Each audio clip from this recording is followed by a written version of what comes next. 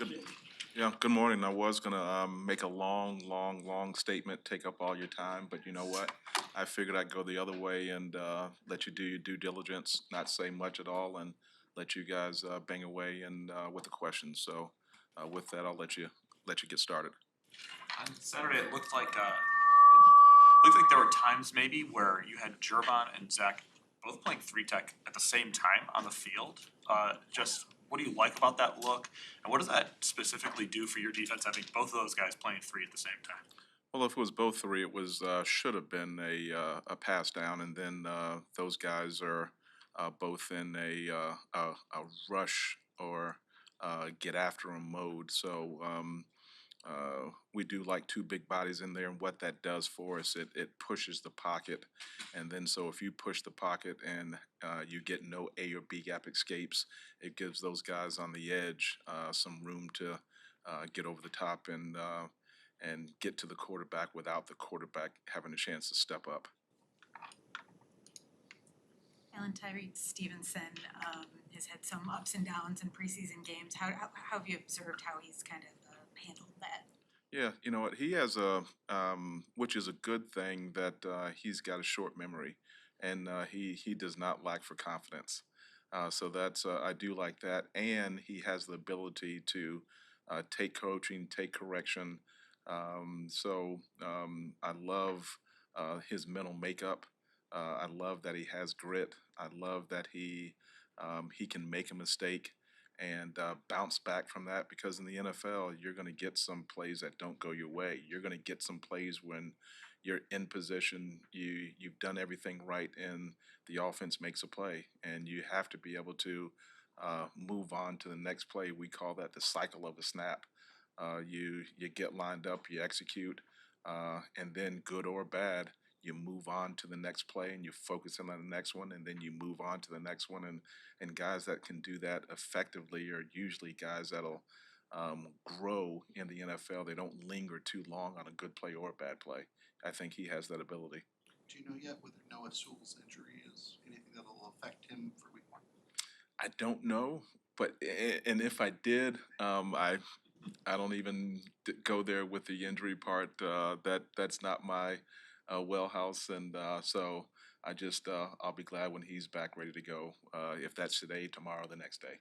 Alan, what did you make of Jeremy Fowler's report that Travis Gibson has received permission from the Bears to seek a trade? Don't make anything of it. Haven't read it. That doesn't mean anything that I haven't read it, but I just let the higher ups take care of those guys and or anything like that, and I go with what's sitting in my room, and so don't make anything of it. What have you thought of Gibson's play? I like his play. I like the man. I like the player. Brings energy, productive. So I like the turnover that he produced. Yeah. With that position, I think if you just look at preseason production, there's obviously a big difference between what Terrell and Travis have done as opposed to the guys who've been on the field before them. And I know preseason is not the only thing you guys look at, but what does go into that full evaluation and how you guys kind of balance that, ability to affect the quarterback in games versus everything you've had leading up to this week? Yeah. You said what goes into that, and really it's just what you said, a full evaluation. Evaluating OTAs, evaluating how they do in practice, evaluate how they do in the preseason games, who they go against in practice, where their production comes from. Is it first, second, third down? Who's across from them when they have that production? Is it right now? And is it a production that's a hustle production, or did they beat a guy right now and how good that guy was? So, and it's cumulative. How consistent are they with that part of it and their other assignments? So it's a full evaluation. We just don't go, hey, sack, sack, sack, or tackle, tackle, tackle. We dive into that production, see what it looks like, and make decisions. What's best for the unit? What's best for the team? along those lines of the full evaluation, what are the things that Dominique Robinson is doing that maybe we're not seeing in terms of that full evaluation? Yeah, consistency, availability, that he's available, consistency that you can trust him, that you know what you're getting from week to week. That's a big deal. That you can say, hey, I know what I'm going to get. The hustle that he brings running out of the stack. So that's always a good thing when you week to week you know what you're going to get from a guy, and we do know that hey, he's going to be available and he's going to be steady. The old adage, the best ability is availability. There is some truth to that. I don't know if we've ever asked you about Rasheem Green. I don't know how that somehow slipped through everything this That is, offseason. I think that's true. Uh-huh. Why is he a good fit here? Um, there are a lot of things. We like that he's dependable. We like the physicality that he brings. You know what? He's not a guy that's gonna talk a whole bunch, but he's gonna show through his actions how he plays. Where he's still getting his feet wet, so to speak, in terms of crossing over from what he did in his previous lives, different teams, and what we expect of him here. But quietly, he goes about his business in a professional way, and we like that. Going back to like it's off of Kevin's question. I mean, you see Rasheem getting in, with Walker out, playing opposite Ngakwe, and it's the other two who have more production than him in at least these preseason games. What's made him rise up the depth chart, even if he isn't having that production in these sorts of moments? Yeah, he does some dirty work that we like. He sets edges, meaning that we have an adage, no edge, no chance. So don't let the ball get outside of your defense. And so he does that. He's a physical player. The run game, we like what he brings to the table in terms of setting edges, in terms of getting off blocks, taking care of his gap to the football. So those are things that people don't always see in terms of the stat sheet, but that he does in a big way. So Alan, after you guys have evaluated all the defensive ends and all the work, is Travis Gibson a guy that you want on the 53-man roster and that you believe can help you guys?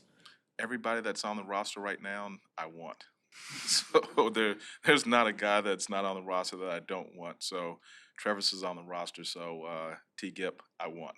You know, With that means, could you learn anything from those 6 snaps or whenever he played on I'm Sunday? sorry. Tremaine, can you Mhm. learn anything about the snaps, the limited snaps he played, and how close do you think he is to being himself? He's himself. I don't know if I put anything into those 6 snaps.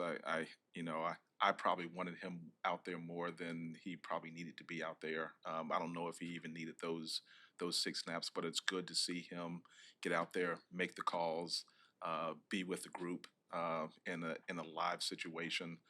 So I don't think I read much those 6 snaps. I don't read anything into that. Hey, Alan, I respect that you are not gonna tell us who you wanna keep on the roster and all that. Not at all. Are you given input? Do they come to you and say, hey, who are you most comfortable with? They do. It's you know what? It's a collaborative effort.